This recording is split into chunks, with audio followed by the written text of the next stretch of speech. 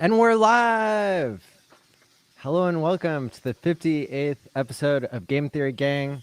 I'm Matty Allen with the Validator himself, David Feeder, ChrispyMan of HEXFire.io, Toby Wan and Brisology, welcome.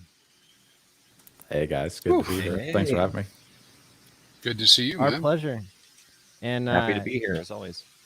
People need to get out there and validate the like button here on YouTube and the subscribe button and all those things. So what do we got going on today, guys? Hey guys, how's it going? I was on Corey Costa earlier. That was fun. Got to talk about highest of stakes a little bit and do some TA stuff. And I'm personally venturing into the Validator notion with the help of our good friend David Feeder there. Wow. So it's get my learn on, you know. But waiting on mainnet like everybody else. Did you guys hear that fiat launched? Yeah, I heard that. There's now a place to short HEX. Short it. Tweet it out to all your haters. Tell them That's a short. That's a first, right? Like that's never existed before, right? Brand new. Correct. Yeah, that's cool. Typically, that's bad for price. Yeah, I was gonna say there's also now a place to long HEX. Yeah. Can we do that GameStop like short squeeze now? Can we see if there's a lot of shorts and then buy and squeeze them out? That'd be cool. Yeah, 100%. That's what I'd be looking for. Yeah. Or you could just, stay with the old boring version of HEX where you just buy it, and it's got all these pumpamentals built in, and you stake it natively. It's still pretty good that version. Well, but now you're incentivized even more to buy, Matty, because then you can precipitate a short squeeze. So once the price, I'm telling you, man, I'm telling you, longing and shorting shit is not good for price. No, absolutely not. I'm not advocating it. The day of the 2017, what was it? The 2017 peak was the day that CME futures went live, right? So, we don't like when people are making different versions of our thing, but hey, HEX is still there and everybody still likes it, so that's pretty good. It's about hurting the haters more than okay, all right. Well, in that case, then it's giving the haters an opportunity to put their money where their mouth is. Yeah, all right. Be wrecked. Well, yeah, and I mean, we have seen what Eric Wall kind of like made a side bet and stuff to short HEX once upon a time. Now Somebody do it. like I was thinking to myself today, I was like, I really want to bet Eric on something, and I want to be the first one to get a tungsten cube with his face on it. Well, now we'll you see. have a place to do it. We'll see what I can do. That's funny.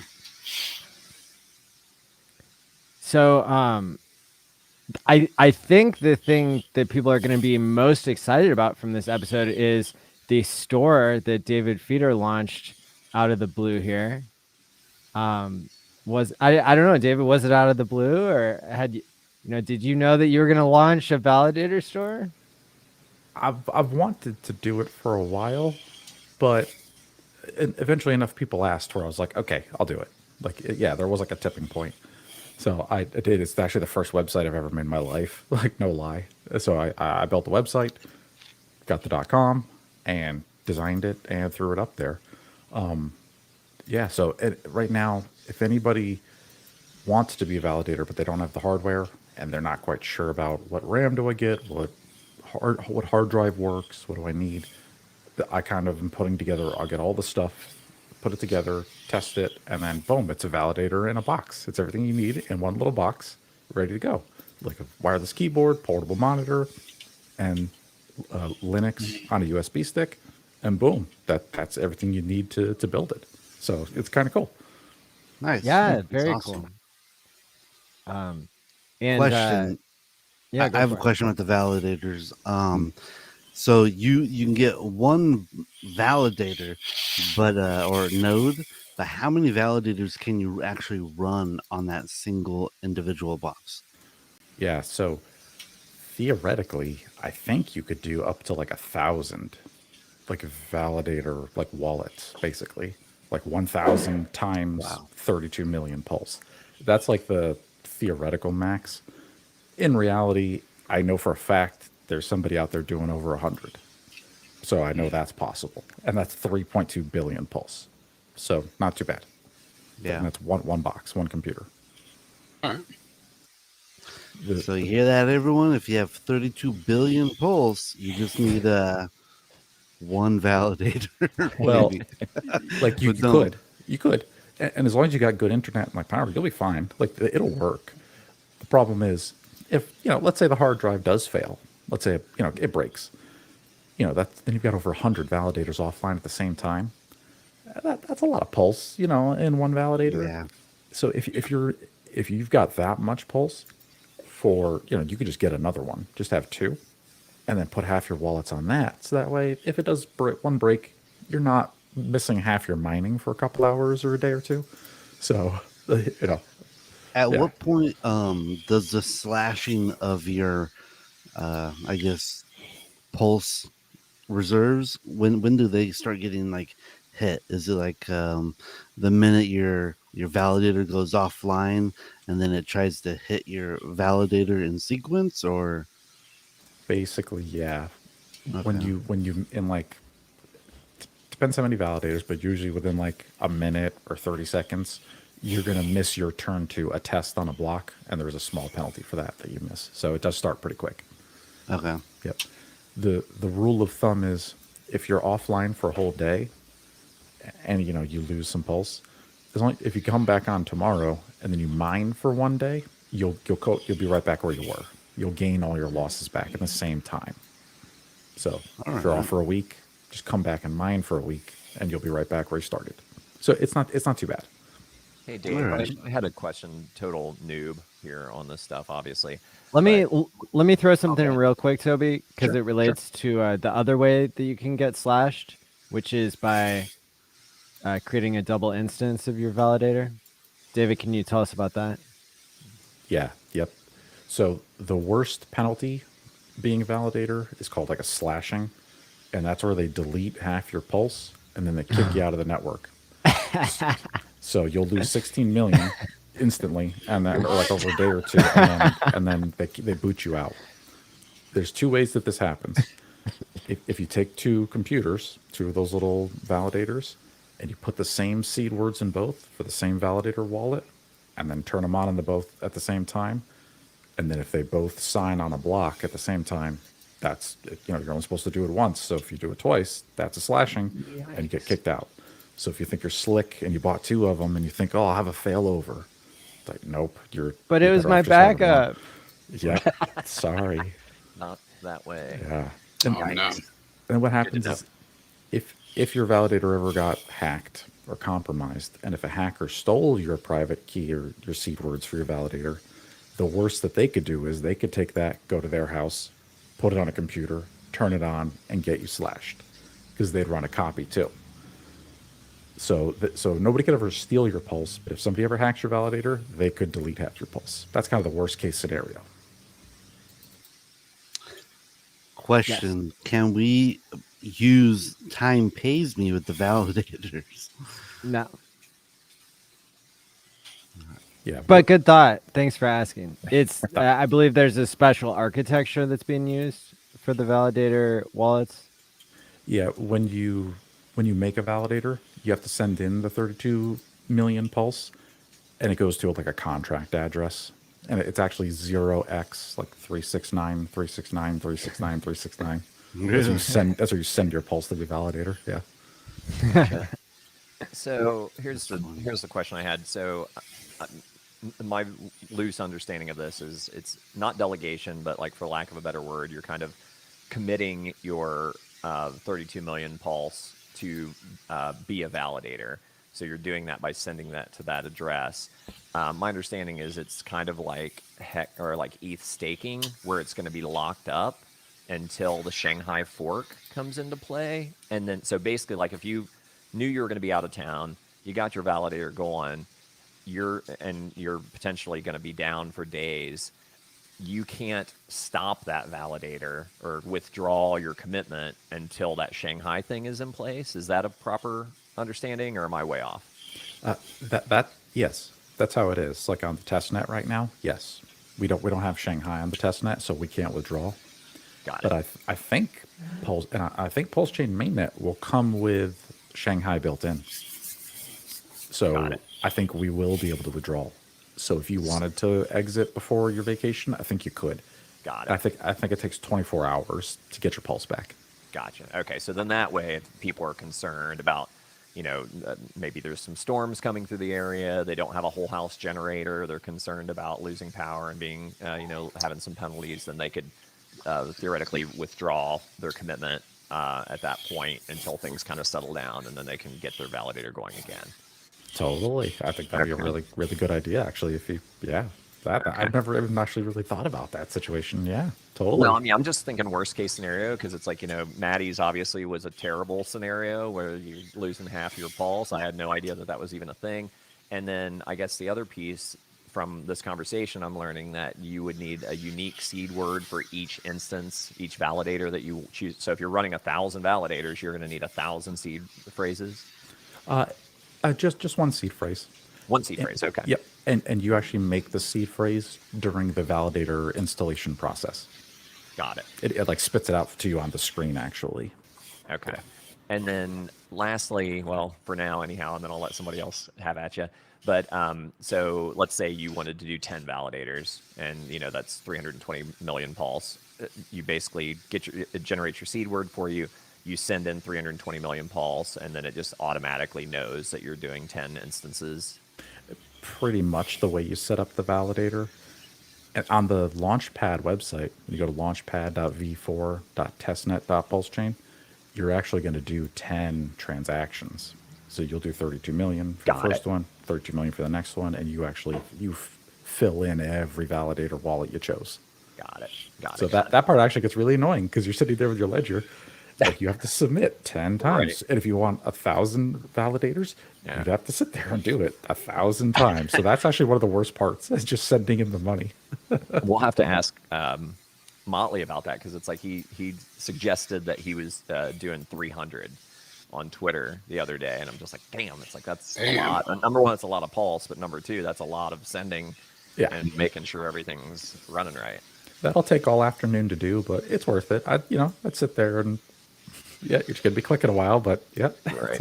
It is what it is. At least the transactions are cheap, right? Oh yeah, and quick. Yep, 10-second blocks and cheap. And I think if you're actually fast enough in your MetaMask, you can like queue up transactions, and they'll get it sent to the same block. So you're really just limited by how fast can you actually click through every screen. Got it. Cool. Franklin's got a question here. His question is, hey, David, can you explain when you're moving your validator machine, how can you go about changing the IP setting? Totally. Yeah, right in the validator script. When you start the beacon node, you actually type in your IP address.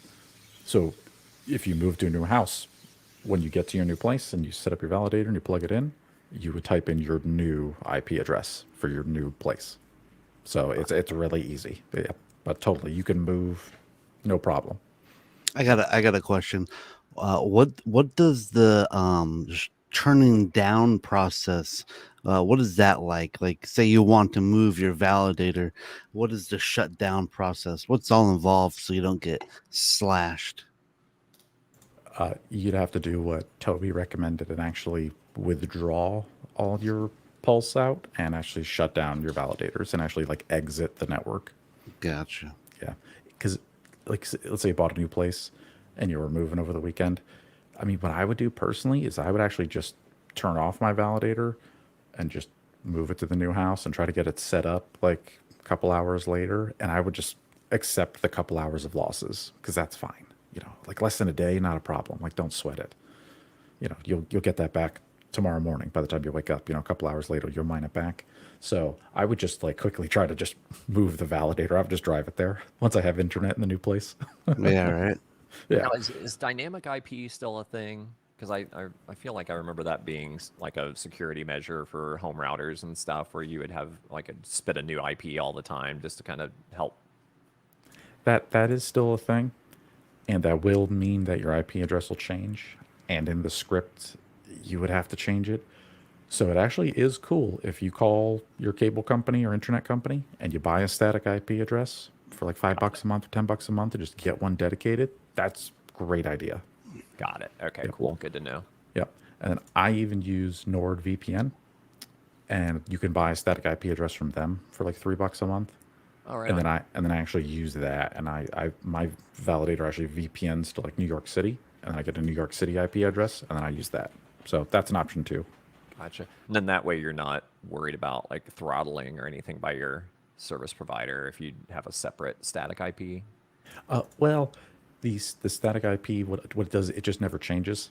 So it's Right. it's like a phone number on your cell phone. Like it's you buy it, it's your number. So that way your validator on the blockchain, its IP address never changes. So it's always the same, and that's Got really it. good for syncing. Okay. So that shouldn't have any impact on your speeds. You Uh, know, if n- you Yeah, not on your speed. Yep, but just buying an IP address from your cable company won't affect your speed. Using NordVPN will affect your speed. Right, Like it right, does right, slow right. it down, quite a bit actually. But I'm on gigabit fiber, so it doesn't really bother me. It's not a big deal. Same. Got it. Right on. Yeah. Cool.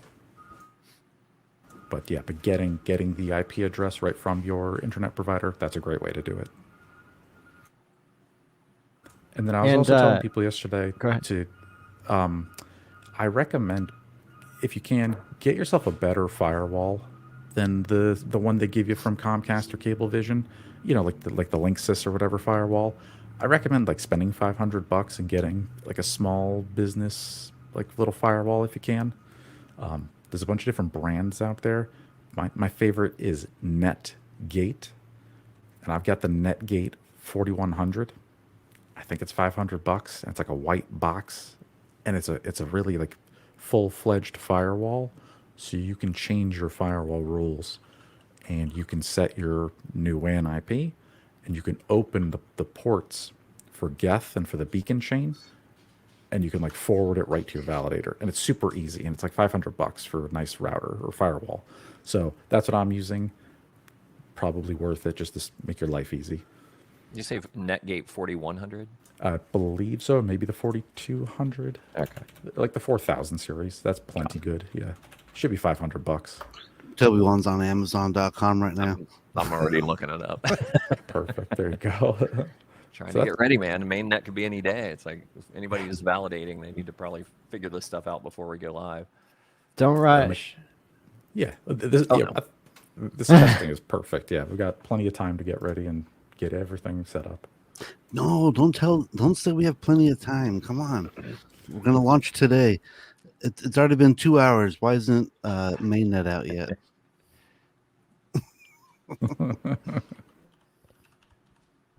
Yeah. So, what are your guys' thoughts on that?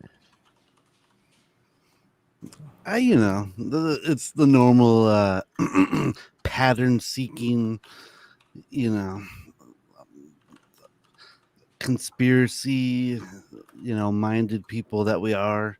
We're looking for any kind of clue, any kind of hint, any kind of how's everybody's day today event. And Yes, that would be quite the event. and so we're just busy little bees hoping to get the tiniest bit of edge, in my Yeah. opinion. And then, what does that mean? What are you doing with that? I'm not doing nothing. My bags are packed. I'm just waiting. I'm ready to go. I don't have to get ready. I am ready. So Really? heck yeah, I am ready. I've got a whole checklist of things I still need to do. I mean, I've done some of them. Some of the things. What are some of the things? Some of the things, they're all mundane, right? Like when I go on to Testnet, and I think this will be like this on PulseChain. If I want to do something with a token, I need the address, and I got to make sure I have it. So, trying to make sure I have all my token addresses in advance. I don't want to make a mistake with my wallets, so I want to make sure I have all my wallet addresses in advance. If I think I'm breaking out my tokens into different new wallets, I'm going to make those in advance so I have them and I know where I'm putting them. Because if I get flustered during the middle of all this, I'm going to start sending coins to Briz by accident. You know, Mm. you're going to be getting them, right? So somebody's going to get them. He's not going to send them back. I never got them. Yeah, that's right. Never got them. So I mean, those are the types of things, and you know, I really promote the idea of having a written plan, even if the plan is do nothing. Write it down and do Write it nothing, down. right? Because that'll commit it to a different part of your brain, right? And maybe you'll avoid it, because I think the one thing I don't want people to do is FOMO. And we're all going to do it. I know we can't do it. I can't stop it. But I mean, you're going to see something and you're going to chase it. That's the name of the game, right? Comes in. I know. But I don't have to do that. Yeah, so get your plan and write it down. That's really good stuff. See, Sandy Beach, that's what I'm talking about. Write it down. I'm not buying anything. I'm going to be so tapped out by the time we launch. It's like I've been DCAing like a madman lately. It's like we've been having so many good buying opportunities. I'll be tapped. So I won't even have the opportunity to buy anything. Fail to plan and you plan to fail. Oh, I'm ready. I'll just have a boat ton more HEX between now and then. That's my plan. So, and some people, I guess, haven't been watching version 4 of the testnet like a hawk. Apparently, in the past day or so, they added the 3 of the 4 pools that were missing on where you could yield the where you could farm the incentive token. Yeah, and that had been missing between V3 and V4. Richard also tweeted out an info site that people have been looking at. So I think, what else is missing, right?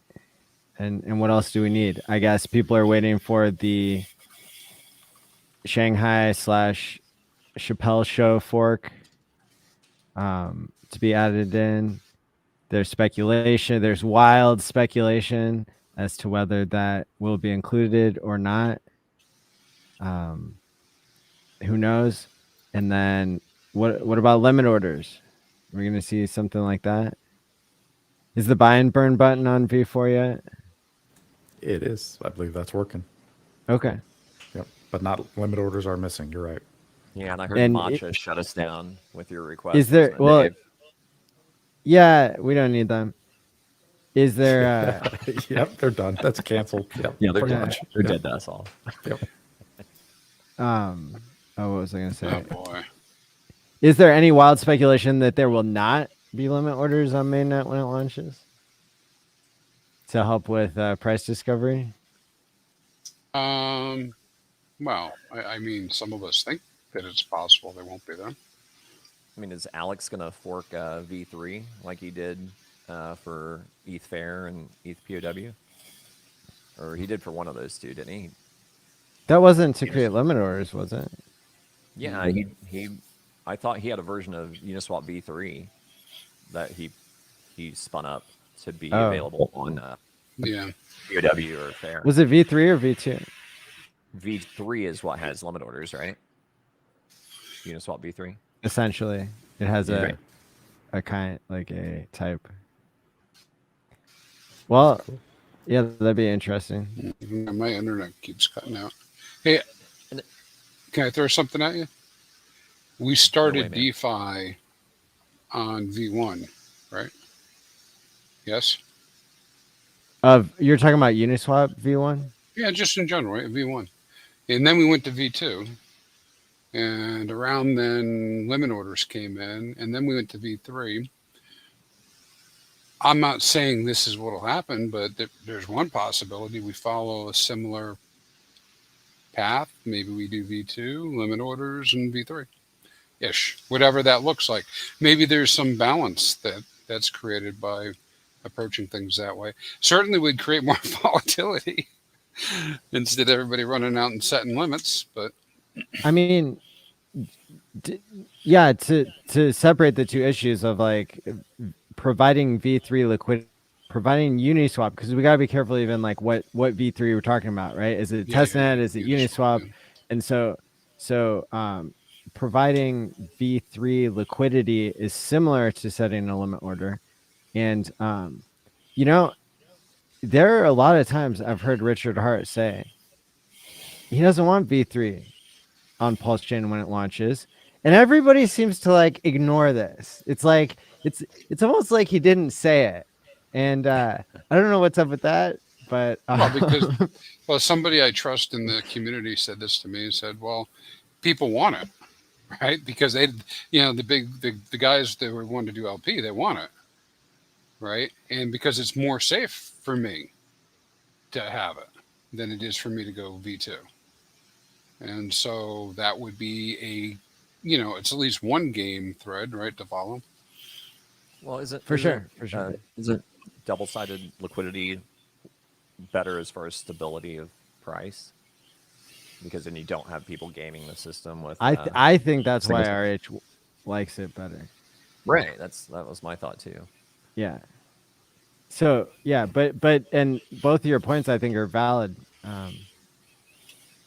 That the individual player benefits from having limits and kind of in general the like the actual price discovery. I mean that's what I mean is you're able to discover the price on a automated market maker where both sides have to be added, because you're literally saying I value these two things equally, and if anybody wants to call me on it, you can take you can make the trade and collect the coins that you want. You can leave behind the coins you don't want, and so that's it. And I think it was K4K or somebody else I was listening to today that was saying, no, it was Sami. It was Sami who was saying this never existed before, like the whole not having a duct taped on token, building in the buy and burn in kind of in this way, right? That there might have been bits and pieces of what we're doing here that existed before, but I think it's it's really incredible. And here's a question from Nick. Thanks for the $5 super chat. Question: if PLSX does a 100x and there's 1 billion sacrifice, doesn't that make a $100 billion market cap? And is that even reasonable? I think the OA coins make a larger market cap. What do you guys think? I'm not quite sure if that's how it works, and it kind of depends on who's getting that 100x, because not all sacrifices are equal, meaning people got in at different sac rates. So one person's going to get 100x while the next person might be only seeing a 70x of that. No. We're talking about the price. The price is the price. Yeah. And, mathematically, it's right. So from so there's a question of like, maybe you mean like from launch price, or sorry, that you might mean sacrifice price, or you might mean from the all-time low, if different, if there's a 90% drop in PLSX for some reason, then it would be easier to get the price to go to 100x compared to the all-time low. Like in HEX has an all-time low that was much lower than the day one price, as you day one FOMO badge holders know. Not me. And so I think that you had 1 billion sacrifice in user controlled, but then the OA put in what was it, guys? Was it 40 billion? The chunk. Was it 20 billion? It was some excessive amount of billions. So, I think if LSX price does 100x from the sacrifice denomination, then that would be a giant, ridiculously high. If you include the OA coins, and if you don't, which some might not include those, then your math would be correct that if they're looking at user controlled coins, they could call it 100 billion. But also remember, websites that don't track ROA coins usually go out of business. Just saying. Ooh. That's right, they do. Nomics. Mhm. Ooh. So don't be lying about those numbers out there. Don't be fudging them. Sorry, Clay. Ouch. But is 100 billion reasonable? Yes, it is reasonable. Any market cap number is reasonable because market cap is a vanity metric. It is simply the price of the coin multiplied by the number of coins. So It's that people's eyeballs, though. You know, Yeah. it's like, I mean, although we understand that obviously not every coin could be sold at whatever valuation that was, because the price would tank. It goes to Richard's point of like, if everyone tries to sell all the houses, if everyone tried to sell all of anything, then the price is going to go to shit. But but people still believe, the vast majority, that market cap matters because they're thinking in TradFi terms, and they that's most going to get likely- eyeballs. So I mean, I would love to see PulseChain have a $1 trillion market cap just to get the buzz going. And technically at that point, Richard would be the richest man on the planet. I think a lot of people think that the market cap number that represents like how much cash is inside the actual coins, and that's just obviously not the fact. What do we think? What do we think the actual starting prices are based on the SAC at this point for both Pulse and PulseX? I mean, I've heard people throwing liberally around this one number. I haven't run the numbers recently, but it's been a year ago, I guess, is when I did it, and I was looking at the total supply of Pulse versus the sacrifice dollars, and it worked out to, I believe, 3 zeros, 10778. Okay, so 3 zeros and a 1. Yeah, and then for Pulse X, I did the same, and I believe that was 3 zeros and a 4. I'd have to double check. I've got it somewhere. Okay. All right. Yeah, I was listening to Sami this morning, and he was doing some market cap math, and like all the rest of us speculating, right? But he was speculating that the real starting price beyond SAC value is probably going to be a 9 or a 10x above that, based on how ETH has performed since the sacrifice, something along those lines. I don't know if that's accurate or not. I'm just throwing it out there. There's people to listen to him. You can bet it'll be an 8x because everybody's going to front run that shit. Right? How that works. Well, I mean, that's the concern about any predictions. I mean, I think that's what happened with our all-time high. Like everybody was saying that a 10,000x was 52 cents or whatever, and everybody and their brother put their limit orders there and created the top. For Pulse, what do we think our closest comparison could be? Is it ETH for Pulse? It seems reasonable. Yeah. I assume that would be the closest. I mean, it is a literal fork of that project, so yeah, I'd say that is the literal closest, right? Yeah. Well, yeah. You're talking about for price. In terms of technology, sure, but price action, ETH is certainly one of them, right? Right. Well, and ETH was what Richard based the 10,000x off of for HEX, right? Because ETH did, I think, a 14,000x. And so he was estimating that we should do at least a 10,000x in the first 2 years, and that's I believe where he pulled that number from. No, he did a 10,000x. Was it 10,000? Because it went down to 14 cents, and then it went up to 1,400. Okay, gotcha. I've been working in there somewhere. I've been working on these overlays, so I'll pull one up in a couple minutes. I'll share what I come up with. Yeah, I found my numbers, and it was I was basing it on a supply of 1.28 trillion pulse. Does that sound right? And a $13 billion, or wait, it's 1.28 and 14 decimals. So how many? What's the supply? 128 trillion of pulse. Anybody know? Well, you could do the math Probably backward, but close to basically, like 130 trillion. about 130 trillion. Okay, so 128 trillion is what I was calculating from, and then a $13.8 billion pulse sack, and that was where I was getting the 3 zeros, 10778, and then the pulse sack was 55.4 billion with 131 trillion supply, which since the sack was approximately 4 times as high, then if you're going off of sack dollars, then you would have an estimated starting price of 3 zeros and a 4. All right, so But, 3 I mean, zeros, it's total 107, speculation.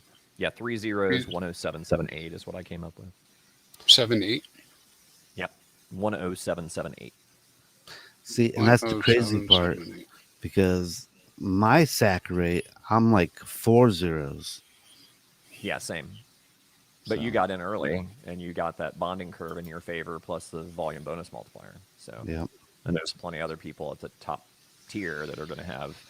I mean, my stack rate's probably half that.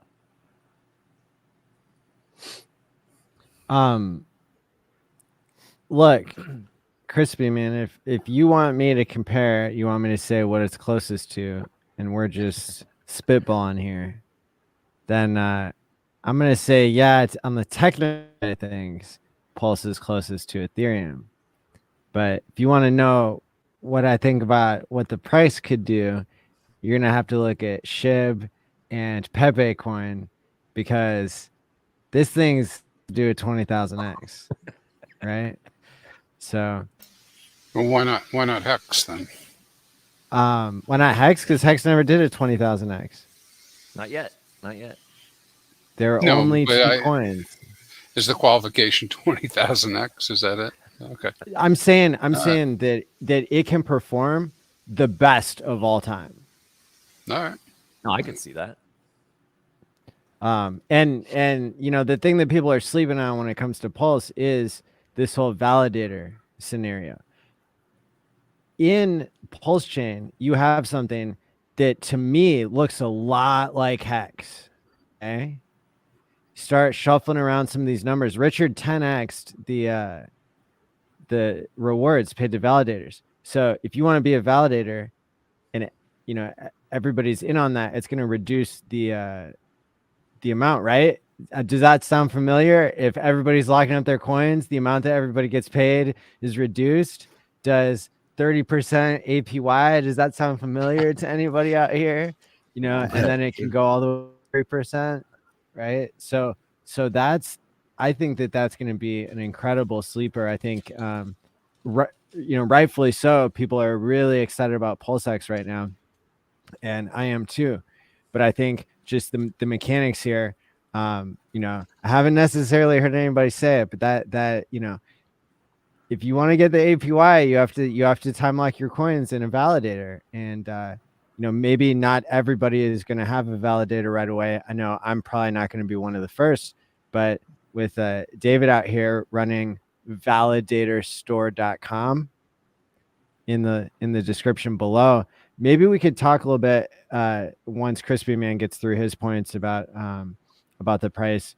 Then we could talk about at what point it becomes profitable to run a validator and that sort of thing.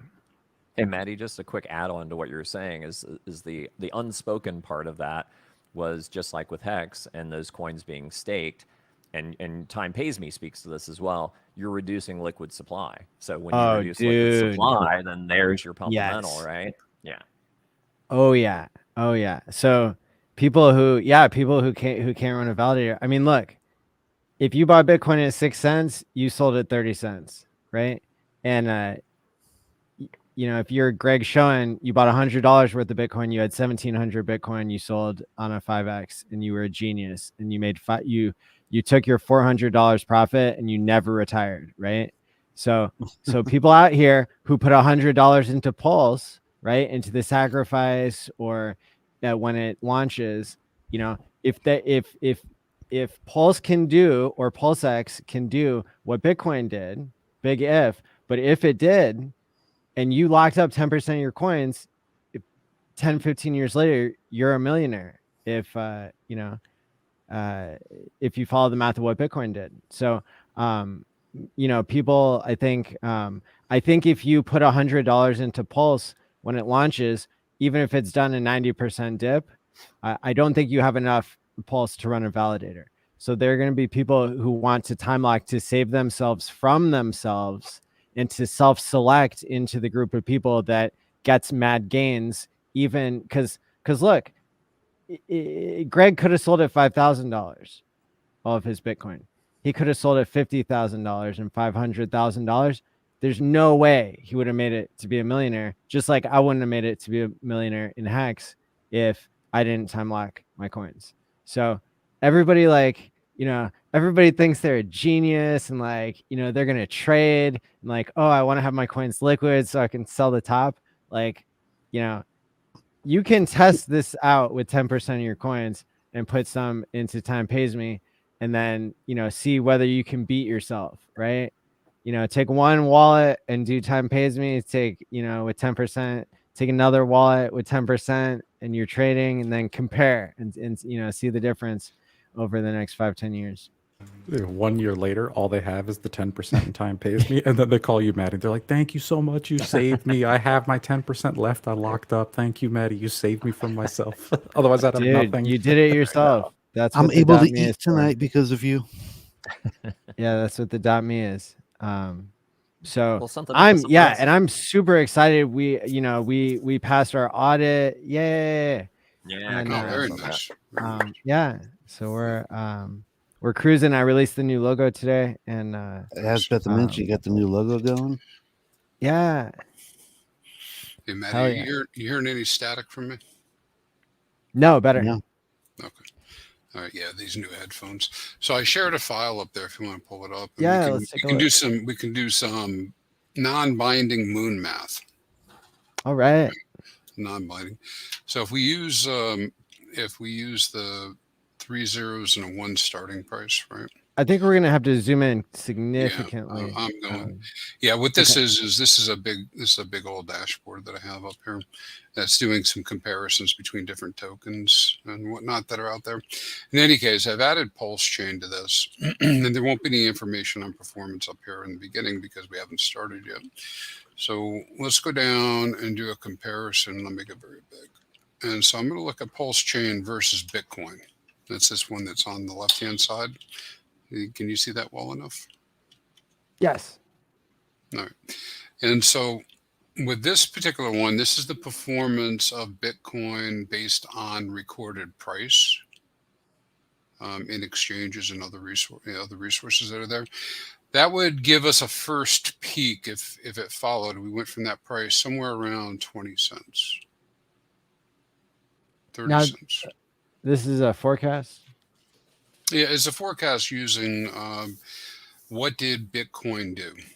So if you went to the beginning of Bitcoin, and the earliest price data that I have that's solid is 10/6/2009, and then what is that price? it's way down. It's like 3 zeros and a 6 or something. We'd have to go look at it. I don't have it. Is on it the below screen. a penny? Yeah, definitely. Okay. So it depends where you want to pick it, and we can adjust the amounts. Is that showing 31 cents by Christmas of 24?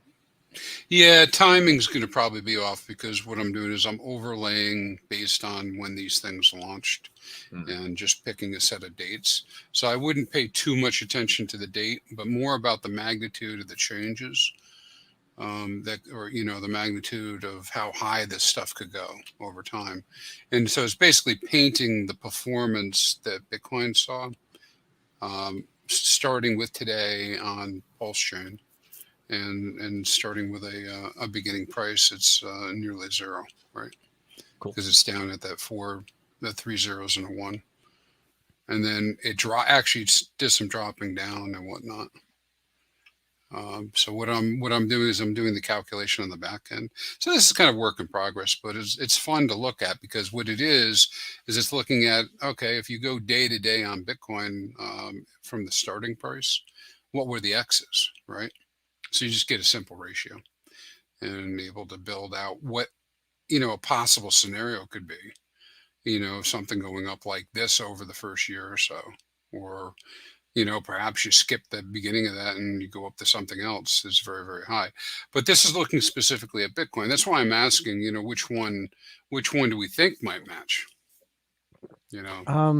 I would versus- like, I don't know that there's data on this. Maybe there is.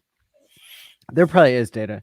I would go back to when Bitcoin had the same number of wallets that PulseChain is starting with. Oh, that's interesting. I would start from that price. Yeah, that's an interesting point as well. That might be a good way to do it, because you have that frothiness in the beginning. Yeah, and I would point out that part of why Richard uses the 1 cent Bitcoin price as the starting point is because otherwise your It's just brain will easier. overheat, because if you take one there's steam like rolling out of your ears, right? When there's like because if you start at half a penny, then it's really a 14 million X that it did in like 12 years. Right. Well, yeah, I mean, when I started looking at the numbers, I realized afterwards, because I didn't pick up exactly how he did his comparisons, but realized that technically, of course, 0 is infinity, Yes. performance. But technically, from the first registered prices, it's really like 39 million X or something. It's really insane. Wow. Bitcoin is. I I've like never heard that. I like to Yeah, think of the it's- starting price as when the guy paid about $40 for the 2 pizzas for the 10,000 bitcoins, and that price is basically half a penny, 0.004. Is it? Well, Yeah. Briss, he remember he gave a he gave a 10,000 Bitcoin tip, I believe. Wait, the tip's included. Yeah. So and the page is still up on Bitcoin Talk. I can try to pull it up here, maybe, but yeah, the posts are still there where he's asking like, hey, can somebody please order a Papa John's for me? Like, this is gonna be the first, and Brisology is right. Like, that is the first price. Like, that's the first transaction in the real world of Bitcoin. So then, if the Bitcoin one, right, when we look at that, we go, oh, that's kind of like frothy and crazy. Then you look at ETH, right, and so on ETH, which I have up on the screen here, it's bringing us to a much lower number of 0.0087 ish, and in about the same time frame as this 4-year cycle. So if we go back to 9/1/2015 and overlay Ethereum performance, you would start down here again at these lower numbers. I got to look at I got to actually go see if this is exactly what happened, because this really shows Ethereum dropping down, and I think that is the case right in the beginning. So you actually going very, very steep and down, but eventually coming back up all the way to a blow off at somewhere around that 0.008009. So that could be another scenario, right? Which probably doesn't make a lot of people happy. If you're thinking now, I started with on this as 4 zeros and 1, by the way, so I don't have 3 zeros and a 1. It's 4 zeros and a 1. So what, that actually is not a bad one, isn't it? So if you're going 4 zeros and a 1 up to 2 zeros and an 8, it's a pretty good hefty increase. Oh yeah, nothing to scoff at. That's for sure. So again, this is kind of for fun, because I don't think you can count on any of these. But I think what's good about it is you get to see what other cryptos have done, and if the same thing happened, what kind of areas of the way this can roll out, and in both ways, both positive and negative, right? Like over the top, all the way outside of the galaxy, to just sticking into the solar system, or maybe you're only looking at satellite status, you only got so you only get so high, right? Yeah. Well, I mean, look, Bitcoin never had an RH wallet sacrifice come in and eat up the supply. Bitcoin, never had people locking up all their coins to be a validator, Hmm. right? And Bitcoin never had the history of, hey, a crypto can do a 7 million X in 12 years. And so, with all these factors at play, I think it could surprise people. And remember, the price of Pulse can be anything you want it to be if everybody sells on a 10x, right? If everybody sells on a 10x, then there's no coins left. Well, I guess the people who buy the coins then would have to hold, but the point of the point of the story is that there are all these different ways. Time pays me, right? You can be a validator, you can sacrifice for the RH wallet. There are like all these things you can do with your Pulse, and so that tends to lock up the supply and create more scarcity. Well, and here's your final one, right? All right. Get off this. You want to know SHIB, right? And so if we look at SHIB, this is a SHIB performance, and we overlay SHIB, then It's that so would beautiful. get you to $3.93, maybe the highest on that. No, $3. I'll allow it. $3.53 from 4 zeros and a 1. So I vote for SHIB if I get a choice. Yeah. Let's do Shiba Inu. Oh, I mean, if we're gonna pick a fantasy, let's do that one. I like that one. Let's go. But I think what your point is very accurate, right? Because I did a video yesterday. I was talking to some people about this, about a $3,000, $4,000 hex, right? And at first, my conservative brain's like, "There's no way." I mean, we've already done 10,000 hex. How are we going to do? How are we going to do another 60,000 X? But these are new times, guys. I mean, this is a new chain. This isn't a contentious fork. This is like something new that, we're not, the old thing isn't going away. It's staying there. The new thing has value of its own. You have these tens of thousands of people in this opportunity. It almost is like Hex is launching again, brand new, even though it's going to have some of the attributes from the past. Dude. Why couldn't it do new stuff? Well, and if you think about it too, it's like the people that are holding the price down now when they're dumping. Invariably, the same thing happened in Bitcoin. It's like those people that didn't hold all the way up to 69,000. It's like they dumped along the way, and what ended up happening? They got shaken out over time. So same thing. Those bag holders that are people get so concerned about pushing the price around. They're going to be out of the game. So, and then there's going to be other people that have a higher point to sell at, and that's just going to be the nature of it until we hit critical mass. Well, I think you can't understate what you just said, Toby. I mean, you really, and people listening really need to listen to this, right? Because we all, and maybe if some of you weren't around, maybe everybody was around, we all knew that Bitcoin sold for pennies. And if you're probably if you're watching this stream, you're probably not one of the persons who bought that. Right. So the what do thing you mean? is, I'm watching from my yacht. Yeah, you might be. It might be. But maybe there's a few of you out there, but the rest of us are like, like we all knew about it, but we didn't do it, and you didn't hold. Now it sounds incredible. Now when I just throw these numbers, right? Like we're going to go to $4,000 hex, right? Or it's possible. What kind of time frame? Well, when you match it up over what Bitcoin did or any of these other ones, right? It's over a 15-year time frame, right? It's a boil the frog. It's like going to $1 or $1.50 or $2 the first time, and everybody's like, "This is great, but it didn't get to 4,000." Crispy, what's wrong with you? Yeah, well, because it's got to go through another cycle, and it does an 80x, and all of a sudden it's at $80, and then you're like, go through another cycle, and it does a 20x, and now it's at $160. All of a sudden, if you're following this law of diminishing returns over a long time frame, it's not so hard. It's like me telling you, double my penny every day, and you say, "Sure, I'll double what you got in your pocket for pocket change every day. Well, yeah, pretty soon you owe me $1 million, right? Because if you double a penny enough times, it goes up pretty fast. So I fail at the conservative end. You know, if somebody says to me, what do you think the price will be? I don't know, 50, 80 cents. Maybe we'll get to $2. So I'm not at the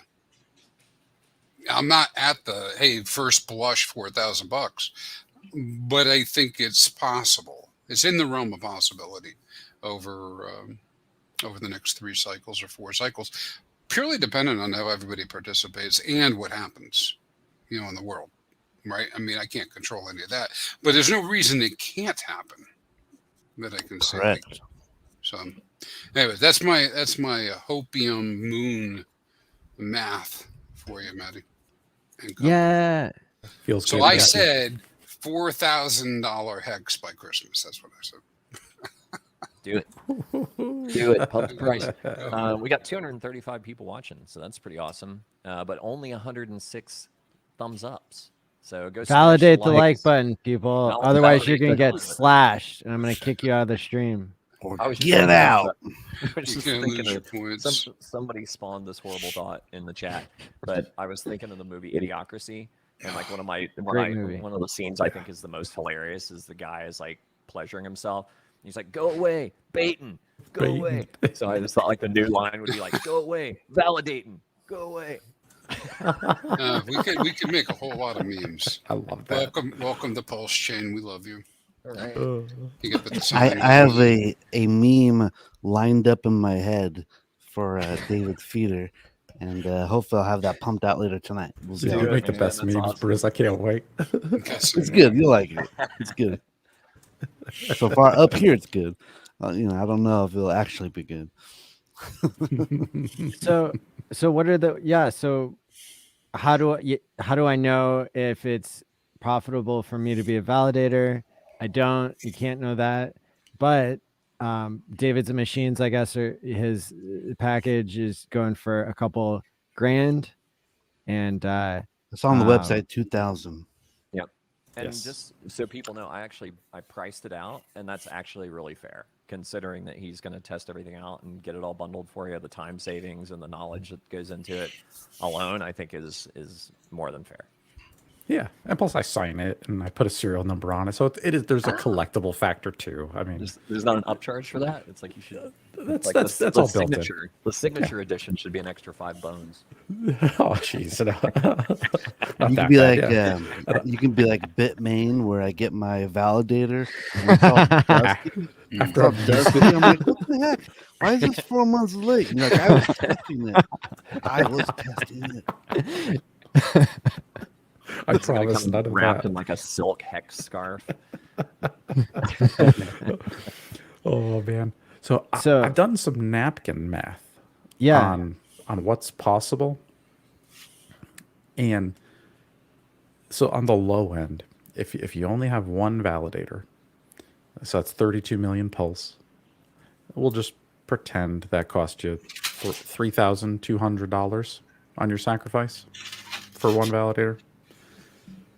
So you lock that up, and then let's pretend we're getting. So here's the hard part: is what APR or APY do you think you're going to get in a year? Like 10%? Because I think a bunch of people are going to do validators, and I think we're not going to get 30 or even 20. I think is pretty high. I bet we might get 10% the first year, right? Okay. Does that sound fair? Yeah. I heard there's 5,200 validators on testnet right now. Okay. Wow. All right. So yeah, that's already going up quite a bit. So yeah, we'll call it 10% a year. So after 1 year of mining, one validator will give you 3.2 million pulse. It's not bad. If the price never changes, that's $320. So less than $1 a day. So not great. Plus you spent $2,000 on the hardware, so your price is actually $5,200. So if you have one validator and the price of pulse never changes, yeah, it's not a great, investment. That's for sure. ROI. Yeah, your ROI is pretty low. That's assuming no price changes. Now, if you sacrificed already and you have 3.2 billion pulse, maybe you sacrificed a lot, and then you spend $2,000 on one validator. Okay, well, now you're going to make 320 million pulse with 100 validators and here at 10%. That's a little more attractive. Then it adds up. So really, the more pulse you have, the better validating is. That's for sure. So, and then you could tweak the math from there, because what's the pulse price going to do? That's a big thing, And then how many validators are there really? Because if there's not a lot, if people really don't care, then hey, maybe we're getting 20% a year. But if everybody's doing it, maybe we're only getting like 2% a year. So I don't know. There's a lot of variables that all the people that are involved change. What if the price 10x's? Then what's the situation? I mean, I think then you're 10% if you're just doing that one, and the price 10x's, your $320 is now $3,200. So what you just mined in 1 year paid for your sacrifice. So yeah, that's pretty cool. Then it's very nice. So it's at some point there might be some sort of escape velocity where it gets cheaper than, if you take your $2,000 right at the sacrifice price or at a 90% dip, maybe some people like buying Pulse and not buying the hardware. But if you have 100x situation in the price of Pulse, then maybe for some people it becomes more profitable to put their $2,000 into equipment. And I would imagine that with that kind of performance, you would see more people locking up their coins over time, because there's some people they're going to be validating and they're going to be buying Pulse to add more validators, and then there are going to be the people who the economics doesn't make sense from the start, but then it starts to make sense over time. That's more people locking up Pulse, which then drives the price higher, which then more people are trying to get that yield. Hey, Maddie, kind of to your point earlier about the correlation in comparison to HEX staking. With Bitcoin mining, obviously miners are creating sell pressure. So I would assume similarly with validators, and I'm assuming that you're getting your yield kind of dripped into you daily. So you've locked up your 32 million pulse, but you're getting this yield from your validation operation. So I would imagine that there's going to be lots of miners that are probably using that to sell off. So, for what? For electricity? FUD. Well, I mean, not necessarily, but just to capitalize on the yield Profit. they're making. Just going to profit. fiat. Just taking profit. Yeah, I believe once Shanghai fork on PulseChain mainnet is enabled, assuming we don't get it first day, like built in, Right. I believe there is a scraping function where you can take off your profits off the top of your 32 million and it just sends it to your wallet. Got it. So then you can go ahead, you could sell that and take your yield. One thing you do too is you could also take that, you could save it, and if you have multiple validators, you can save all your scrapings and then you can turn that into a new validator. Gotcha. So you can actually grow your collection. Or at that point, you could take that and do time pays me with it and then have it drip back to you over time. So that would be a way to kind of fund your time pays me vault. Oh, right. You took all the pulse you take all Yeah, the all your pulse you're yield that mining and you're- you put it right into a vault. Yeah, absolutely. Yep. Totally an option. Yeah. Kind of a little savings account from the yield you're earning. Yep. Yeah. Lots of different ways to play it. Yeah. But technically, yes, that would be sell pressure, and that would be how the validators, basically get profits from what they're mining. I mean, And you also got to remember that validators are ballers and they don't necessarily need to sell Right. their interest. Yeah, that's That's what I was what- saying. Time pays me or something like that to lock it away. yeah, that's what I was going to say, because it's like, now the other thing that's really unique about PulseChain and PulseX that no other coin in the history of crypto has is the set of users that are getting the majority of the supply.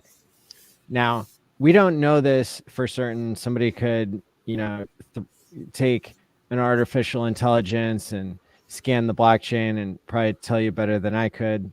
But this idea that people who did well in HEX had more money to sacrifice than somebody just coming in off the street. So it's these true believers, these RH true believers that were the ones who had the mad gains. So you were so rich, you sacrificed your money for freedom of speech and freedom of movement. And there are a lot of venture capitalists that aren't allowed to do that. There are a lot of people that would say, you're crazy. Why would you're not being promised anything. Richard the scammer, he's spending your money on watches. I've heard that before. They said I was crazy. It's a lot of watch. Yep, I've heard all that. Well, I think I think most of the people listening here, maybe Maddie already know that, but for the new people, you're right on, right? All of us that are on stream were already here and in the environment and the community when we were talking about things launching, right? It's that very beginning. And the first thing I did was buy more HEX at the cheapest price it was at that moment. And then, of course, we got into sacrifice. The price was 6x, 5, 6x, depending on the price you got it at. And so, yeah, I mean, definitely if you were in there believing, you were making out on that for sure. And so, yeah, so to the point that where I'm going with this is that if the people who got the majority of the supply of user controlled coins, if those are people that are already doing so well in crypto that they may reach some escape velocity where they don't have to sell as much, and they're interested, they've done so well in crypto has been so rewarding to them that they don't just want to cash it all out and have millions of dollars in their bank that can get seized at any time and is losing 10% negative 10% or 20% APY. My healthcare went up 20% this year. That's inflation, right? So so at some point you might see that this is a particular set of users, and when the economists are like crying themselves to sleep for 3 months, and then they like go down the rabbit hole to study like what happened with Pulse and PulseX, and why they did a number of X's that is way more than anything else in history. If what they're looking at, if they're looking at those all these variables are force multipliers on top of each other in a way, and so that's really I think that's not always appreciated, that we've got a special set of users, we have a special game theory, we have all these factors that relate to each other. And I want to throw this out there because I see them in the chat. So one story for the history books when it comes to the whole sacrificing thing is that Motley the investor, he went on a live stream right when we first learned of the game theory of how the sacrifices were going to work. And he went out there and he said, I think HEX is going to pump like hell. And I'm telling you this, even though I'm selling one of my homes to buy HEX, I'm telling you now before I even get in, right? And to me, that was the moment, because we were sitting, I don't know, we were in between like 5 and 8 cents. And like some people were like dumping HEX at that point, right? When the sacrifice was announced. And Motley said, look at this game theory. You can buy HEX and sacrifice that. Like, even if you're trying to take your Bitcoin, like, and he was basically pointing out, I think like almost a corollary of Hart's Law or something, where it's, that you can make HEX like kind of the endpoint of the store of value. If you were, let's say you're sacrificing dollars, well, if you converted it into HEX and then sacrifice the HEX, then that would be a pumpamental in and of itself. And so, like, I think that it's a really cool example of how people in the community like look out for each other first, and you wouldn't predict that like in a in an adversarial environment. And Motley was somebody who, like, he was so excited about the game theory, he told everybody publicly, even though it benefited others before him. I front ran him on that. I'm just kidding. You would. I remember there was one time when Motley did a real FOMO post, and I was like, you know what? One time. Well, at least one time. And I FOMO'd into his call, and the price just went like way up.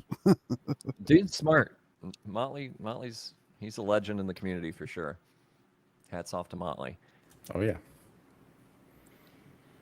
And he's running one of the same validator kits too. I think he built himself. I liked his setup there. He's got a little desk and everything all nice and ready to go, all dedicated to it. He's got the keyboard with the LEDs glowing and he had like a sticker on it. It was all fancy. I like Yeah, it. I think that's like Corsair. Is that a Corsair keyboard? Yeah. Those are sharp. Yeah. Yeah. See, that's fun. I like stuff like that. That's pretty cool. A lot of people have been having really great screenshots of their setups. There's the one person with like the double stack of these like curved screens. All the I saw that. widescreen monitors. Yeah, like the trader setup. Yeah. Oh, And nice. he had all the like monitors of how it was doing and stuff. Yeah, that's pretty cool. This particular one just had two set up like right on top of each other, but they had the curved screens, and it looked pretty badass. I know what you're talking about, Maddie. I saw that one. I've got one curved screen, and I never thought to stack them. Yeah, just had like a wall of them right in front of you. It's crazy. It's made like a Right. tube, like a big like floor-to-ceiling tube of curved screens, and you just stand in front of them. Surrounded by 'em. Have you Like a seen that tanning- like one? a tanning bed? Just turn the brightness up, and it doubles as a tanning bed. Have you guys seen that one curved screen? It sits exclusively in vertical style. It's like 52 inches. What? It's like it's. So are you like huge. looking like this to look at it? Yeah, it has like functions where it's like multiple monitors inside the one screen. Look That's at what I've got. It's the horizontal one, but it's like 4 monitors that are built into one. nice. It's really How, sick. what's the length of it? It's like 50 or 60 inches, Nice. somewhere in there. Nice. Yeah, if you guys want to see that video, look at the Linus Tech Tips. He did a whole thing on it. Oh, that dude's awesome. Yeah, pretty I good. love Linus. His videos are great too. For nobody's heard of him out there, Linus Tech Tips. He's like one of the number one YouTubers for technology and nerdcraft. Yeah, I'm gonna have to look that up. I'm sitting here with a 12-inch screen from 1990. CRT. CRT. yeah, Right? dude, it's like 80 pounds. So, Of the, That's how I feel like.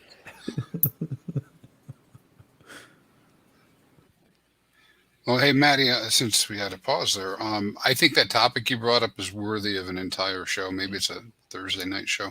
So I've heard you talk about it before.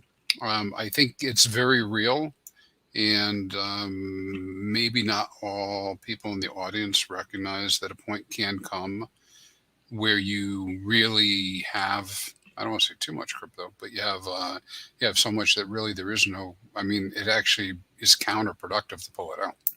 And we know that this is true by just evaluating what's happened with some of the wallets with both Bitcoin and Ethereum, and probably some other cryptos out there.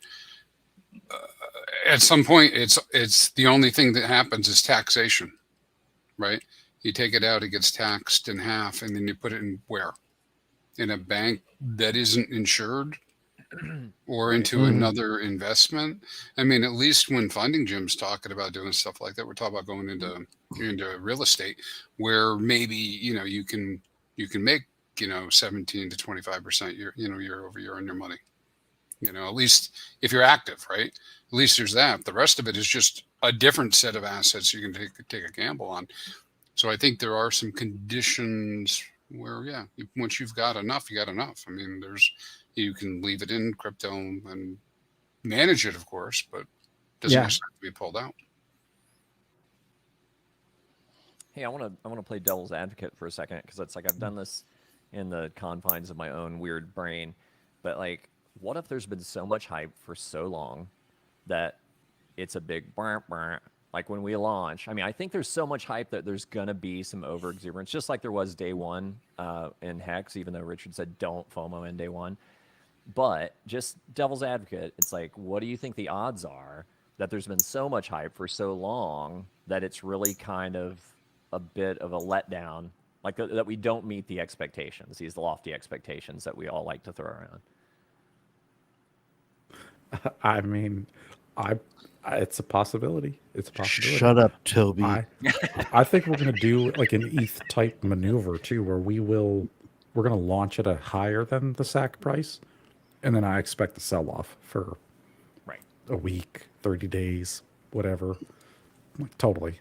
So yeah, Yeah, and then that was I think that will feel bad. Like that'll be yeah, like that, that was bwah, bwah, and you're just watching like right. PulseChain's brand new. It's just red candle down, red candle down, red candle Yeah. down. You're like, oh, Yeah. yeah, Well, that's totally. kind of what I was thinking is like, and that's the worst case scenario, right? And then it's just like Hex. I mean, it took Hex almost 2 years to hit that 10,000x, and it's like I remember like the all-time low, and I remember like scaling back how much I was putting into the adoption amplifier because I got a little skittish, And I mean, looking back, I'm like, oh, ETH was only $150. What do you mean I went down to half an ETH that day, or a tenth of an ETH, or whatever bullshit I did, So I could see that happening with this as well, and people, there being like a cooling off period, and then those people that are delaying gratification and running their validators and stacking their stuff and ChrispyMan, stand don't do strong. that in the background.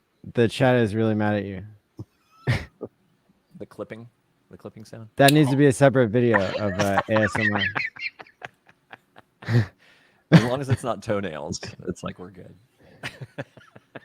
Or a show it, I mean, there could be some foot freaks in the crowd. It doesn't bother me, but the chat was getting pissed.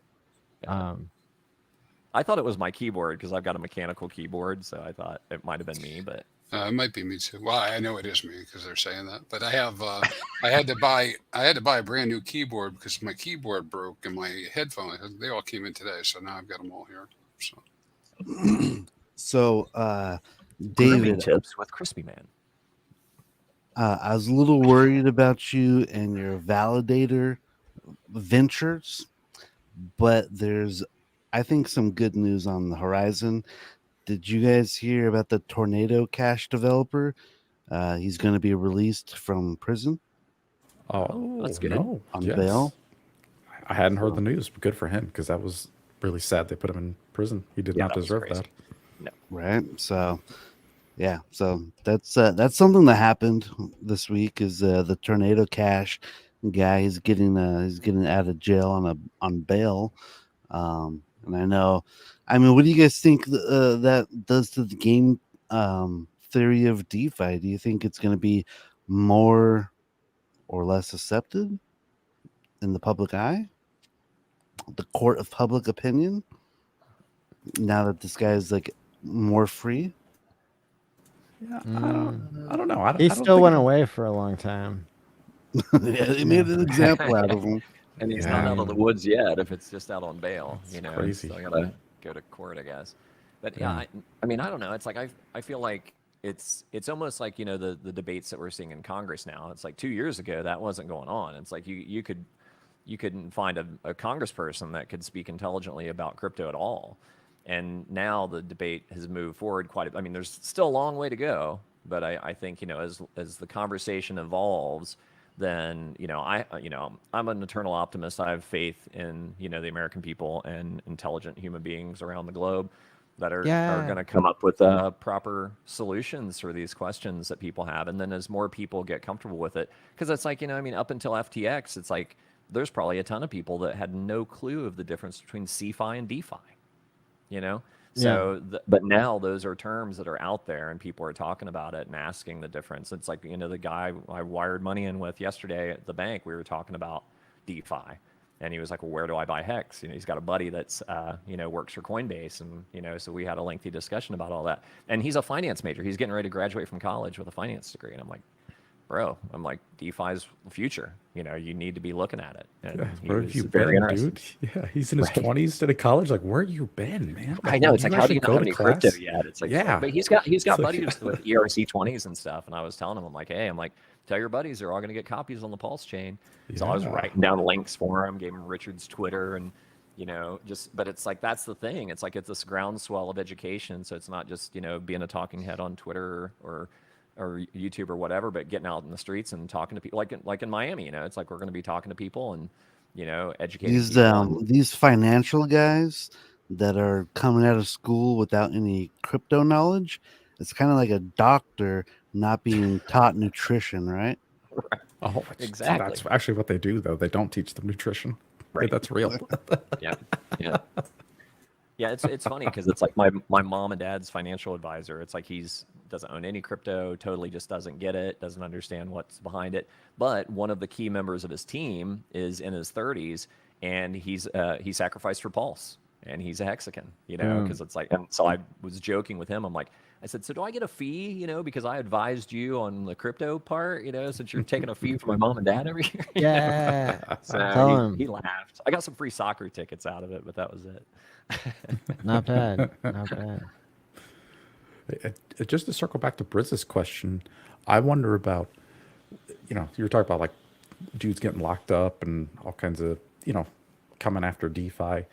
A lot of the Ethereum validators, they do that OFAC transaction censorship. So if you send to Tornado Cash, they block your send, or they red flag your wallet. They like mess with the blocks. Basically, they won't process your blocks. I hope in PulseChain we never see that. Right? I'll never apply OFAC to mine. Like that's never happening. So Right. I think on PulseChain we won't get that kind of censorship, but on places like Ethereum probably will continue. Probably going to get worse. Not going to lie. Now that they found out they can do it and get away with it. So yeah, I'd expect that to keep happening. So that'll be cool too in the futures. ETH will be censored, and PulseChain will be free. So that'll be another choice too people can make. The budget of scammers in CeFi, that's why crypto has a bad name, right? And if we look at this more deeply, we can recognize that the reason why CeFi was a thing is because crypto hasn't evolved to the point where mom and dad can put their life savings in and not get hacked, right? Because every scammer that has a call center in the world is going to be calling them, asking them for their 12 words, right? And so CeFi and having a centralized organization holding your coins, that's been the best that crypto can do. And it wasn't popular yet. Uniswap got invented and launched like around the same time as HEX, which is also an incredible thing. Is like that. I don't want to say it's more important than Bitcoin, the invention of decentralized exchange, but we're out here. Look, another reason that crypto hasn't caught on with the next 100 million users is there's not enough block space, and nobody's going to pay $200 to do a swap, right? Another reason why CeFi was so dominant, right? So FTX and Celsius and BlockFi, they're the ones who had the budget to go buy the celebrities and make hundreds of millions of impressions and be on BitBoy's show every week, right? And then we're over here yelling, no, listen to the guy with the Rolexes that are spinning mesmerizingly, and he's sitting on a throne on YouTube. Listen to that guy. Who wants you to sacrifice your money? And it's no wonder that it hasn't caught on, and that's that's okay. But this is part of the reason why I think Time Pays Me is going to be a huge step forward for Ethereum even. Is because to be able to undo a hack is that's a cool selling point to get the people who aren't in crypto into crypto, whether you're a whale or a small fish. Also, this idea that you're kind of opting into this security model where you're time locking for at least a week, and it's so the people who aren't even ready to delay gratification, they might accidentally get some delayed gratification and learn about that, and they might end up time locking some percentage of their coins, and then it's based on the calendar, not on the price chart, and then the supply is more scarce. I mean, imagine Pulse X, which is deflationary and has all these other mechanics that's going to burn down the supply, and now there's there's even more deflation happening because people are locking up their coins. I really think that that the world hasn't seen yet an example of crypto that had penny transactions and the next 100 million people can come play and mom and dad aren't going to get hacked as much. And they're the ones with all the money anyway, right? Like if you look at the age demographics. So, you know, come play with us in our better version of crypto. Yeah, well said. If you add all those fundamentals together, that'll be PulseChain, right? So yeah, they're exciting. Maddie, you said all the scammers have all the money for the budgets. I was just reading earlier today that FTX had approached Taylor Swift Yes. to be like a promoter. And Yes. do you guys know how much they offered her? How much? Mm-hmm. $100 million. What?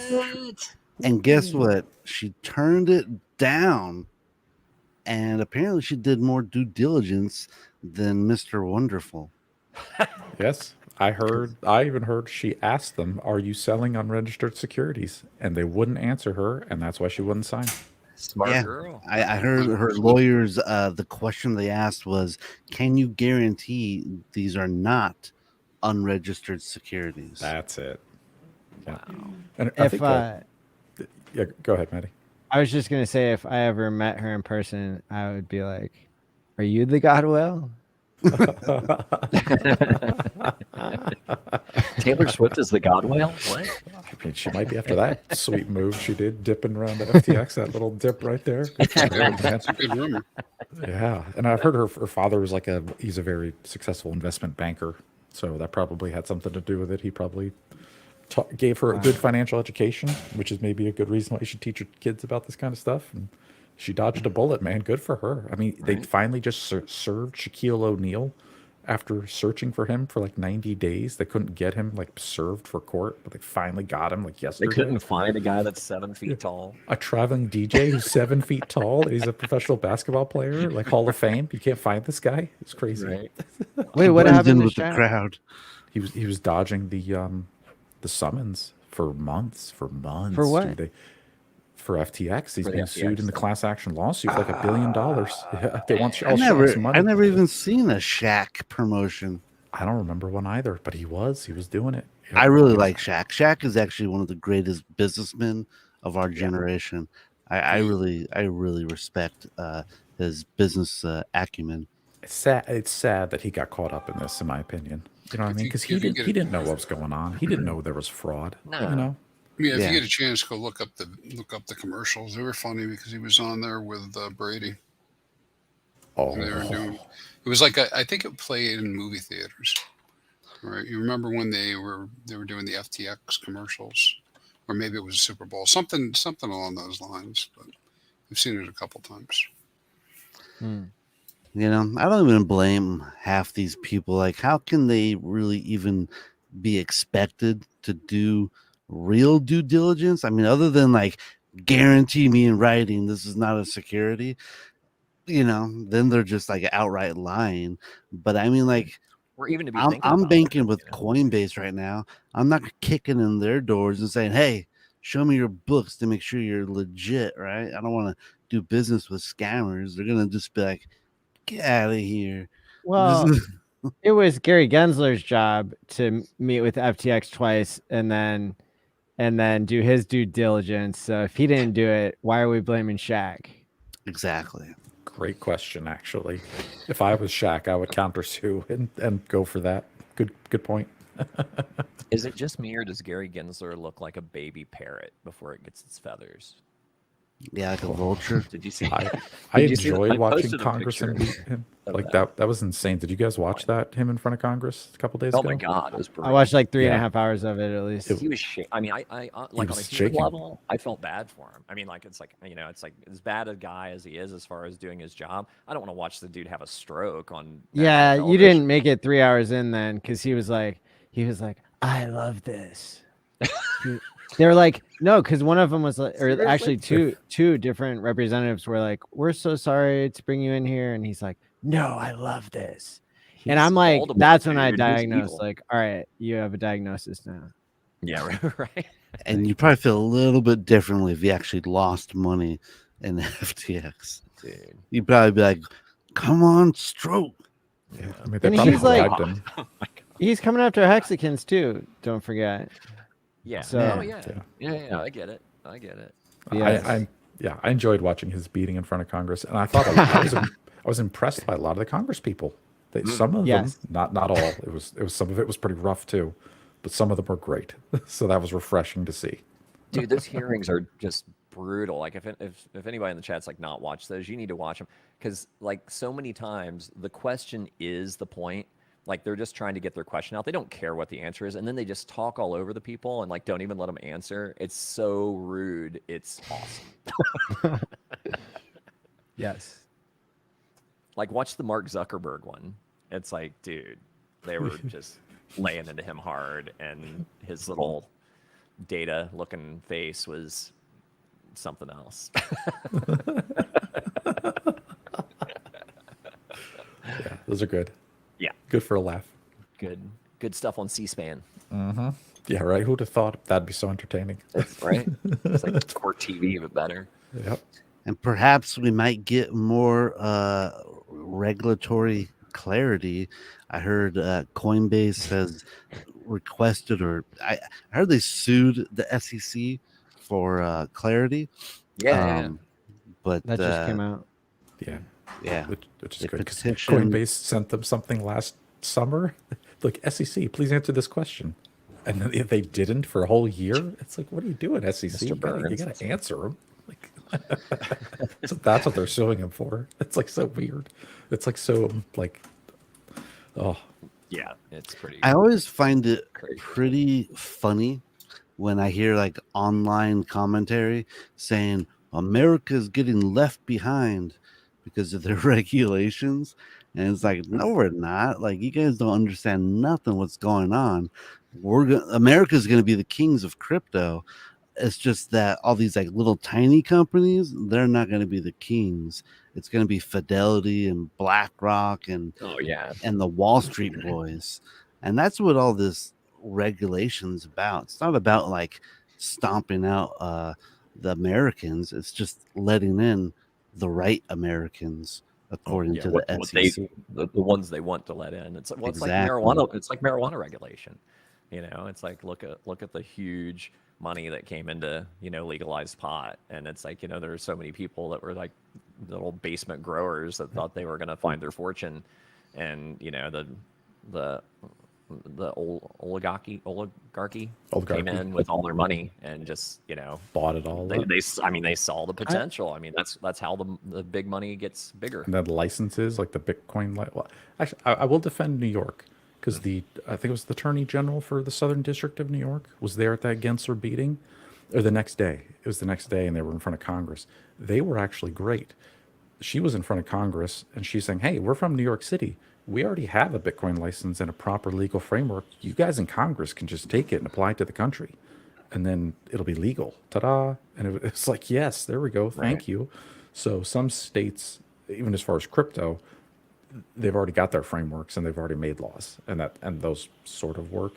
I mean, it's not graping in New York if you're a New Yorker as far as like your choice of crypto, but at least Coinbase and Gemini, they're registered, they have bank accounts. Like Coinbase is on the stock market, so they were approved by the SEC, but now the SEC is suing them for being a crypto company. So like, what? Yeah.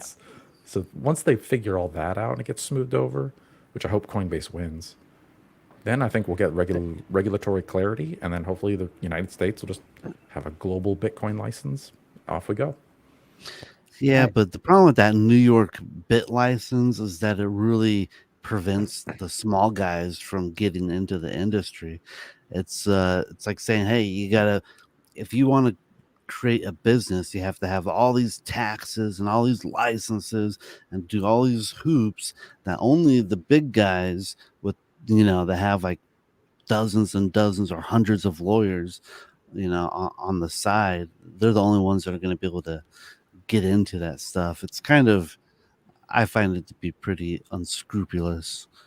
Yeah, But I mean, licensing and preventing stuff like that, it's anti like capitalist. It's like anti-business. Yeah. It prevents people from making Cronyism. money. Totally. Yeah, Totally. that's true. Yeah. Well, and just I something disagree with the point. So Brisology had said that he doesn't think so. I think like in terms of ownership of crypto, Americans are keeping the lead. In terms of like us owning the coins, in terms of the actual, well, let me even back that up, because I know one dude who used to live in America and now he lives somewhere in Europe. And I wouldn't be surprised if he was the founder of like the top 4 or 5 coins here in like a week or a week in a year or two. I wouldn't be surprised of that. And so I would say that the amount of exodus from the United States in terms of, crypto leadership is pretty shocking. I heard that guy is also American though. Okay, but I guess we'll see like how that shakes out. Because I also heard he's starting his own country. I sure hope so. Special economic zone, at least. Yeah. There you go, Maddie. There's a picture of Gary Gensler for everybody.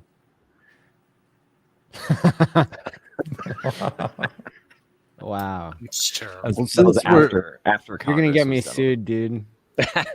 since we were That's still terrible. talking about Coinbase, and we're talking about people leaving America, Coinbase is also threatened to leave America. What do you guys think about that? Yeah, they applied for a license in Bermuda today or yesterday. Did they? Yep. Oh, wow. Yep. So there'll be a Bermudan exchange. They're going to move offshore.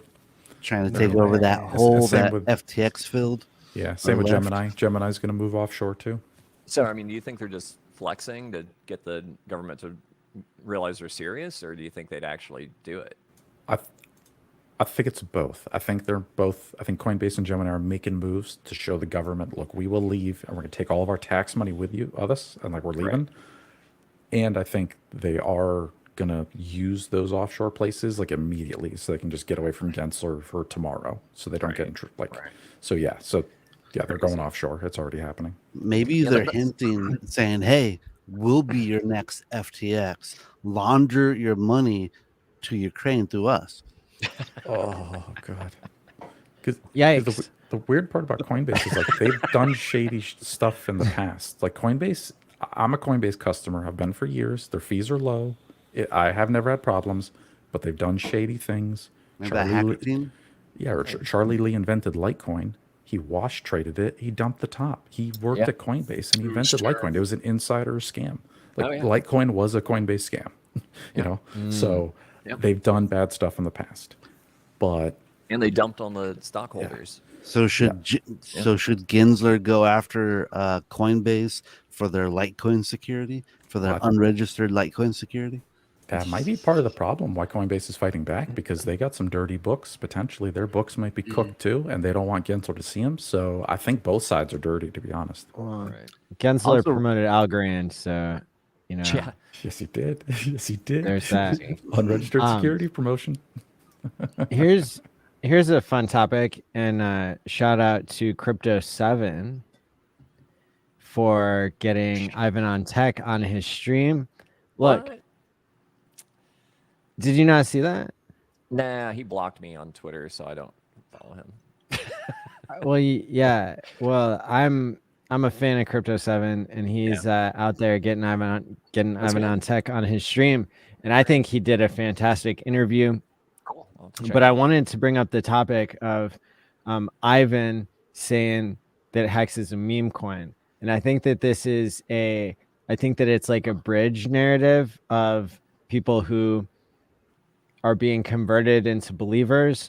We know Ivan started talking about HEX because he saw its potential when it hit the local low of 1.7, and his followers, if they bought HEX, are deeply in profit still, with HEX trading at 6 cents. And but the Bitcoiners, the Bitcoin maxis, they don't like people talking about Hex because Hex was a vampire attack on their network. Many of us were Bitcoiners before we were Hexicans, and so I'm curious what you guys think about this. This idea of people who are starting to see the light calling Hex a meme coin. Well, isn't BitBoy doing that too with his As little with Yes. meme coin portfolio? Yeah. Yeah, what's Well, up it with gives guys them- calling them meme coins? Well, it gives them arm's length, you know what I mean? Because in that way they can support it without supporting it. You know what I mean? Because they can make it seem like a joke at the same time while they're shilling it to their followers. Because everyone knows that there's tons of people that are going to degen into meme coins. So I think they know what they're doing. So it's kind of like endorsing Hex without endorsing Hex. 100%. I saw BitBoy. He said, so this is what it feels like when you ape 20,000 into a meme coin and it loses 50%. Now he's being vague, and everyone thought he was talking about the Pepe thing, but I'm also kind of wondering if he was throwing like a little dig at maybe possibly Hex. Well, did the dummy buy at 12 cents? I thought he was a professional. Yeah, right. Are you calling somebody dumb for buying Hex at 12 cents? I'm Yeah. saying if Yeah, what are you trying BitBoy to say? claims to be like this, like him and Freddie Fingers or whoever his chart specialist is, it's like if they claim to know like when to enter things, if they bought at 12 cents and complained about it dropping 50%, then they're bad at their job. Yeah, I mean, it did run up 5x in 90 days, and then they bought the top. That's just like, you just bought the local high, bro. Like, look at the candle. Right. It's like a green candle. Oh, let's buy up here. Yeah. It's no due diligence. It's like, bro, you could have bought any in the past 90 days down here. What are you doing? Right. Or he could have kept his bag. Come on. Why would you Come keep following on. your TA, Toby?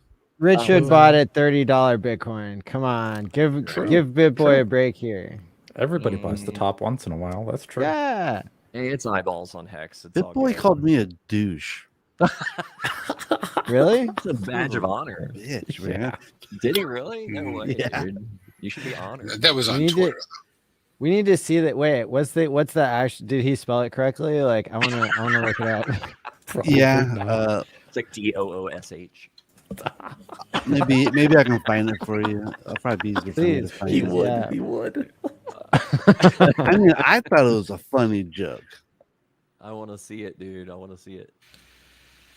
Oh yeah. Give me a second. I don't like Big Boy, man. He's got too many people wrecked. He's not cool.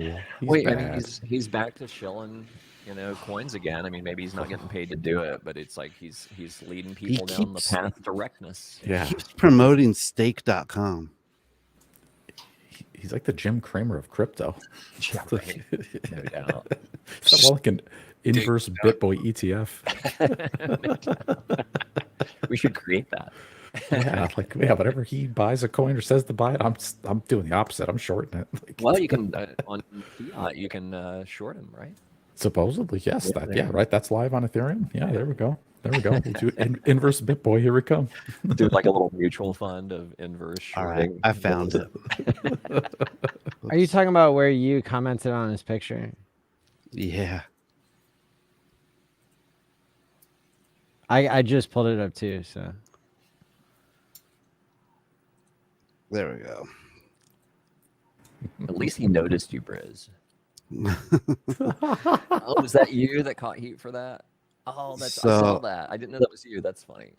Here he goes. He says, I'm chilling with the Bit Squad on the BitBoy crypto cruise. Kind of funny how he has a cruise going on too. Right. I wouldn't have missed this for the world. And I just saw these two people standing next to each other. And I just said, hey, meet Bob and Jennifer. Can you guess how many Bitcoins Bob has? I even said, just you kidding. did put JK. You put JK. Freaking- You did an LOL JK. I mean, it's and it's a joke. BitBoy ends up doxing them. He says, laugh out loud. He laughed at it too, I guess. Yeah. He says they are standing next to each other, but it's random. Believe it or not, people in a large group actually have to stand next to people other than their family for a photo. That's Jim, not Bob. And her name is Erin. They are great people. Meanwhile, you're a total douche. Mm. And he did spell it correctly. The one time BitBoy is right about something. Wow. Oh, Come on. his reply is just so that he spelled bad. it right. Just that he spelled it right. Bruce, that is hysterical, dude. You know, it's kind of like making fun of like, you know, a celebrity and having them punch back at you. I'm like, all right. I tried You to know, get it's like into it once. it's like what's it called? We're at the sporting events, and you're just like heckling the basketball players, and one of them just comes up and just punches you. Yeah, grabs you. Yeah. You're like, yes, I got punched. He noticed me. He touched me. It's like smashing you. Yeah. Back when he was doing all Wow. his FTX stuff, it's like, you know, Richard obviously led the charge on that. So I did I'm horrible at memes. So I just did a horrible like Photoshop of Batman and Robin, and I had Richard's head on Batman and BitBoy's head on the boy Robin, and had that out there. But I got nothing. I got a few likes, but BitBoy didn't notice. Oh man. Oh, well, that's funny. Keep messing with that guy. That's good Yeah, stuff. right. Don't ever stop doing that. No doubt. No doubt. He didn't block me, so that's cool. And then he sacrificed for Pulse. I'm Oh, my fairly God. certain. He had Yeah. to have. Yeah. I think so. Were some of those influencers, were they the ones maybe who donated to Sens? Maybe. Maybe. I don't know. The I'm only sorry. official Say one- that one more time. I didn't hear you. The only one I thought was Ivan. Ivan. Okay, so I think Ivan, as for his PulseChain sacrifice, he sacrificed to the Sens Foundation. And you'll remember, if you were, you know, in it for longevity, I think you got 75% credit or something. Right. And so that's I did like a portion of my stack into there. Same. Felt good. And yeah. I'm going to It's a tell you good the cause. truth. I didn't sacrifice the sins because I was like, it just didn't make a lot of sense monetarily to me, financially. I know it's like, you know, you're donating to a good cause, but I'm like, wait a minute, I'm getting less coins. So I don't know. Yeah, but you I'm get a to live douche. longer, and then you have more mad gains. So It's true. I gave Aubrey to Gray. I'm gonna keep saying this until it's true. I gave him $5,000. I expect to live forever. We'll see what the ROI is. I think you'll get there. There you go. Better. I'm holding him personally responsible. $5,000. Oof. I love it. But to be fair, that was outside of like PulseChain. Like I gave him that like straight up, you know. Donated it. And you've done more than that too. Helping out with all Sure, kinds of he's stuff. worth it. Yeah. He's worth it.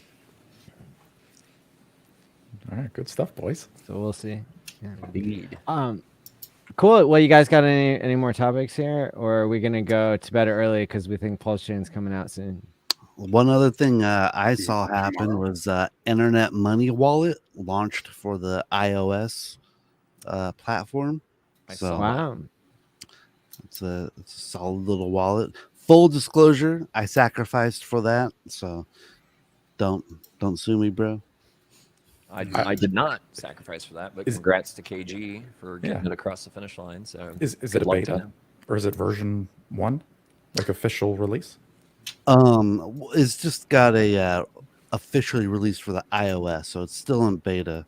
But it's been out for Android and the Chrome browser, but now they got it out for iOS. Oh, is it? I thought they did like test pilot, and then this is like official. I think it's still beta, Okay. but I remember works, KG right? was saying that Uniswap was having problems getting their wallet or something through the iOS platform, and they got basically approved at the same exact time as Internet Money Wallet, and so KG was speculating that maybe Apple just kind of like something happened at Apple, and they're like, okay, we're gonna let these wallets come on through. So Somebody in Apple finally checked their wallet, and they saw they got 400 uni. Exactly. What? Yeah, approve that one, boys. Yep, yep. Put it in. Yep, yep. Bring it on. Speaking of iOS, Staker updated on iOS recently. Finally. So, however, And now it I'm does not like, show your rankings. yeah, it deletes all the wallets you put in already. Well, no, mine showed up, but only Really? 10 of them, but 10 showed up. But the thing is, I think it's having a hard time pulling the hex price because when I check it, it'll just show the ETH value that's in my various wallets, and then I'll Yeah. check back later, and then it'll show everything, but it doesn't show your Staker League ranking at all. So I can't see my total T-shares. I can't see my ranking, none of that yet. So they've got some kinks to work out. They do, because I have my 3 wallets that I can track on there. And 2 of them, everything's showing up perfectly. But one of the wallets, which I know I have coins on, it just shows nothing, like nothing in that wallet, no value. However, because I do have stakes in that wallet, when I go to the staking tab, it shows the stakes. Right. But then Same. the other portion of the wallet, it just says, hey, there's nothing in this wallet. Yeah. So if anyone has a workaround, DM me. Let me know what I have to do. Well, and the old one also, like if you sacrifice through Staker for PulseChain, it would show those sacrifices, and like you can't see that any longer. that's I mean, gone there's too. some cool stuff on it. Like you can actually use their fiat on ramps to send to your external wallets. So basically, if instead of just adding it to your Staker app wallet, if you've approved your wallet through Staker app, now you can actually select which destination you want for whatever you would buy through like Transact or Ramp, which I thought was really cool. So that's nice. Saves you kind of an in between step if you're using that service. But I thought that was pretty slick. I like the performance tab. Kind of shows you it shows you your stakes, but then it also shows you how much APY you make per day, per month, and per year. And how much hex you actually earned on your stakes, which is nice. Yeah. So And- yeah, and you there's can, definitely some cool parts. You can set up a Gnosis safe for $10. That's cool. Nice. That's really cool. Yeah. I just updated today, so it's out there now for Apple iPhone users.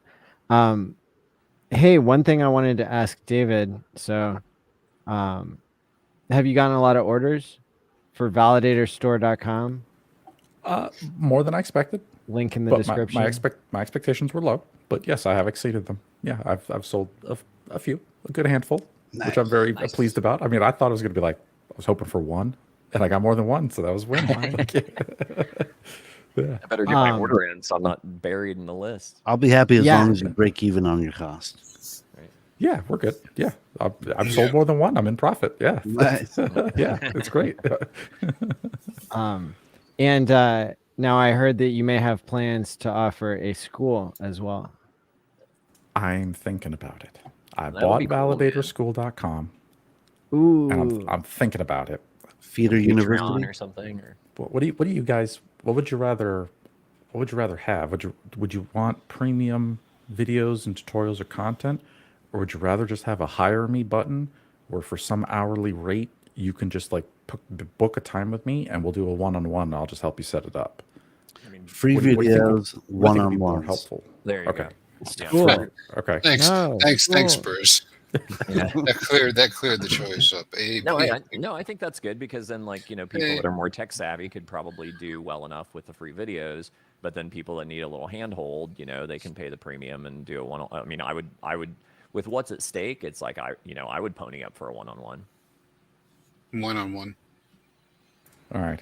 Or if you wanted to do a Patreon, to maybe make better use of your time, then you could do a Zoom call or something of that nature where you could instruct, maybe 4 or 5 people at once, and that might be more cost effective for people to do group it call. and more cost effective for your. You Yeah, can make right. more and you can help more people if you do group. Right. And it saves your bandwidth, instead of trying to, if you book out 50 one-on-ones, it's like you're fried and you've said the same thing 1,000 times. Whereas like if you do small groups, that might, because you could reduce the cost for people that, maybe don't want to pay what you're worth for a one-on-one. And but they can. It's kind of like a group Pilates class or a one-on-one Pilates class. Validator Thursdays, 8 Yeah. p.m. Because that's an interesting way to do it. Because I could share my screen and people follow along. My only worry is when somebody gets an error and they don't understand. I feel like I'll be the teacher running between all the desks, be like, "Oh, let me go help this guy out real quick. Right. Oh, wait, let me go help this guy out real quick." And then there's gonna be like 50 people on the screen. So, Well, if you just kept it in small groups, just do like 4 at a time, Like a couple, something real- sensible, and then they could do a screen share back to the group, if it's nothing that's doxing anything important, and or where you could see the screen share before you share it with everyone else, and then you could use them as an example and maybe teach everyone at once, and then you're kind of solving the same problem for multiple people at one time. Like I do that with my onboards. Like I'll have Zoom calls where I'll have like 6 or 7 onboards on at the same time and just field questions and go through things. Nice. oh, that's kind of cool. Okay. All right. But I so- do it for free because I'm a dope. Yeah, well, you're onboarding into Hex. We've all done that for free. It's a that's- win-win is the way yeah. I look at it. But yeah, So- for what you're doing, I think that those would be some ideas I'd kick around. Okay. All right. So yeah, that's in the wheelhouse. We'll see what happens. let me ponder on it. As long as I get like a couple of free hours one-on-one for the suggestions and what the cost. Whoa. Yeah. Well, that was I'll be honest, that was actually something I've been thinking about adding to the kits. Is if you buy one of the validator kits, maybe I'll give you like an hour or two Zoom call once it arrives at your house, and I'll Sweet. remote for included. Dude, so that'd that be I'm great added value. yeah, be I'm thinking about throwing that in for the purchases. So Well, or you could even do a referral program, too. And do it in time, so you're not actually paying people to refer people for Validator store.com. But then you could say, hey, if you refer people that actually buy, from this link, then that'll give you an hour one-on-one time or whatever. yeah, and unlike Staker app, I will pay out the referrals. Oh, Yeah. Hey, do you know what? That's the other thing I noticed. It's like I can't find where you can even generate a referral link on the new iOS version. Because I had a new guy today, I was going to send him a link, and I'm just like, wait a minute, where's my referral link? It's like I don't even know where to find it. I mean, it might be on there, but I can't find it. So I don't know if they did away with referrals or. I think they did away with it, right? I think the program's gone. I think Maybe. Yeah. Because I had not heard that. Look in Okay. your old messages to Nobody got find paid out what anyhow, yours but- is. yeah, I'm trying to recall actually the interview Maddie had with Steph like last week, and I think Steph said you have to like hit him up and he'll try to make you whole, and he'll like reach out to him if you have a lot of referrals, and he'll take care of it with you on the side. But I don't think they plan on paying him out or using the program anymore. Oh no, I think that they will. I think that you don't have to reach out individually. That they are planning to, do something special for people. Was that where he was kind of insinuating that there might be a new token that would be distributed to people? Or I am think reading- I think it could have been a separate topic, or it could have been related. It's very ambiguous, but very exciting because I know some of us here on screen, we really like getting free money. And see, I was freaking out because I was thinking to myself, once Steph posted a snapshot on Twitter, I don't know if you guys remember, that was like 3 weeks ago or something.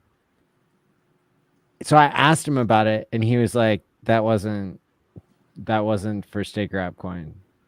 And I was like, thank God I can still buy like 10 more iPhone 10s and then like set up more Staker App wallets on there and pay $10 to get a smart wallet and take like, just put half a T-share out. It's basically like burning a T-share, Trocinco or something, because the gas fees are going to be so high. Like that's stupid anyway. But and maybe most average users wouldn't want to do that. But hey, gotta play the side bet here, right? Right. 50 Gnosis safe wallets later. Yeah.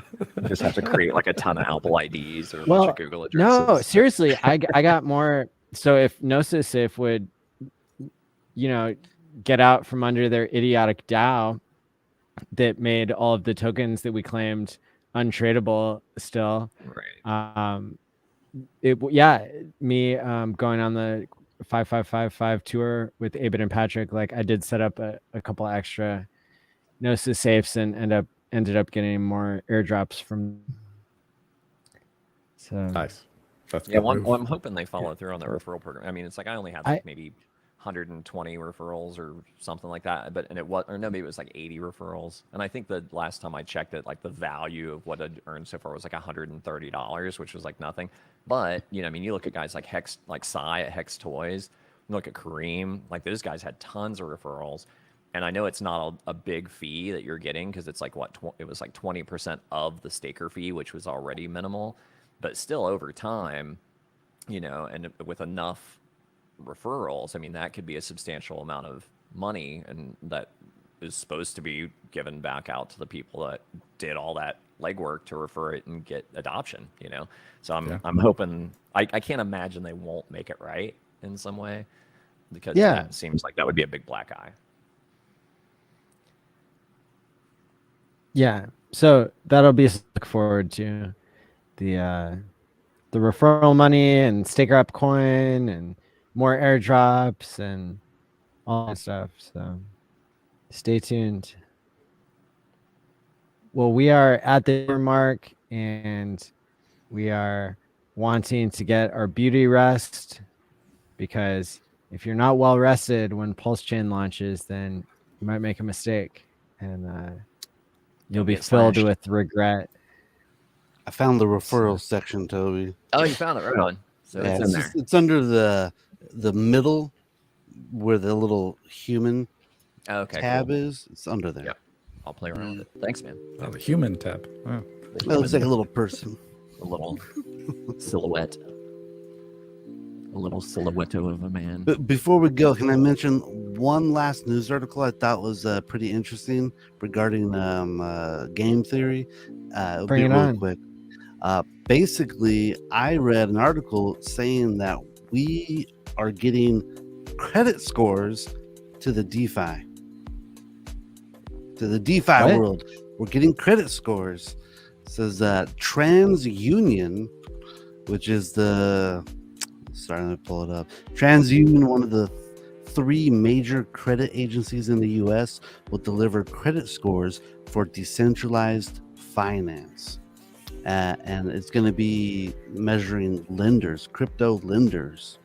So basically, like people like eFiat, where you can do lending, liquid loans, you can do decentralized lending. They're going to start giving these guys credit scores, and so you can have an understanding of which ones are maybe more legit or less legit. So I thought that was pretty interesting, and that's super cool. TransUnion, one of the 3 major credit agencies in the US. So, man, guys, the future is so bright. Yeah, the winds are Wait. shifting. Well, I have to turn off the outro music. That reminds me. Steph, Scratch the needle. hold up. Steph Needle. and David got into a fight on Twitter. I want to hear about this. Wait, what? I didn't get the reply yet. I haven't even delivered my violence yet. I was going to reply to him later. He's going to get his. Can we see the tweet? Well, listen. The point it's a really interesting point, right? Because David. So David has one, Steph has another, and I think that they're interesting points. So David, can you summarize like your side? Well, I think, yeah. I didn't get the reply yet, but I was on with Corey the other day, Corey Geary's show, and was talking about how in the past, I've pulled a Peter McCormick, where I took out a personal loan to buy crypto back in 2017. And yeah, it was a bad move. Like nobody should do it. It's dumb. Yeah, don't do that, right? Like don't take out personal loans. And buy Wait, what crypto. month of 2017? Yeah, right. I don't recall. I mean, I ended up just paying the loan back like monthly. It was fine. I paid it off. Like it didn't make me December 10th. rich, but I didn't get wrecked. It was kind of like a wash. Like it didn't really go anywhere. But yeah, that triggered Steph. I guess he saw that clip and it triggered him on Twitter. So I have to reply to him later. Well, he wasn't. His replies weren't in support of taking loans, right? I read it as his position is that you shouldn't invest more than you can afford to lose. Yeah, which is totally true. And yeah, I agree with Steph's position. I will admit, ladies, liquors, and leverage. That's how you get wrecked. 2 out of 3 ain't bad. All right. Yeah. And and don't mortgage your house. There's been a meme recently, and shout out to Dollar Cost Crypto. He has a new intro. Well, it's his old intro, but he's added in a clip of Michael Saylor sell their house and buy Bitcoin. And so just for the people out there, sometimes the Twitter sarcasm gets lost and all that sort of thing. I don't think that David or Dollar Cost Crypto or anybody is being serious when they tell you to mortgage your house to buy PulseChain. It's more Wait, like what? just Shit. it's dude. more just speaking to now, the now irony. you tell me. Now you tell I me. got the paperwork right here. I don't know. I've heard TCC say sell your children into slavery to buy more crypto. I don't know how you can't Hide take your that women, hide seriously. your children. Get a We're good rate. mortgaging everybody up in here. So All right, good. Well, I'm glad we covered that. I'm glad there's not as much beef as I thought. So, Yeah, where no, can wait, everybody wait. find you guys? Wait a minute. There's a funding gym beef now. What? What is There's it? stuff coming off of that response. Is You can cover Breaking that. You can news. cover that next Drama week. continues. There is really. So glad to You not be in the continue middle that. of it. Where you can can find everybody me on find you Twitter guys? So everybody at Brisology. If you guys want to look me up, I got my YouTube channel, Brisology. Come and say hi, guys. and he does some great AI art and is the meme master Thank you. and is one of the funniest dudes in the community by far. Thank you. Very good. I'll go next at Toby1_Hexobi, or you can leave out the underscore for my backup account on Twitter. That's where I am primarily. I do daily TA updates, TA with Toby1. And if you're curious of a deep dive into that, I was on with Corey Costa this afternoon, and we did a really cool segment about how I come up with my pattern analysis. So check that out. But yeah, primarily Twitter, but you can DM me or reach me on Telegram. I will never DM you. So if you're getting somebody that seems to be me DMing you, that is not real. So. Yeah, for me, it's TextFire.io here on YouTube or Twitter. HEXFire.io. Yeah, and you can find me twitter.com/DavidFeeder, youtube.com/DavidFeeder, and now I've got ValidatorStore.com if you're in need of hardware to be your own PulseChain validator. Sweet. Oh, and Hey, don't Smash forget the real quick, Hexaco. Don't forget the Hexaco music video. I like Show your some time love. pays me logo, Maddie. I think that's pretty slick. Oh, Yeah, thanks, I want to see man. that.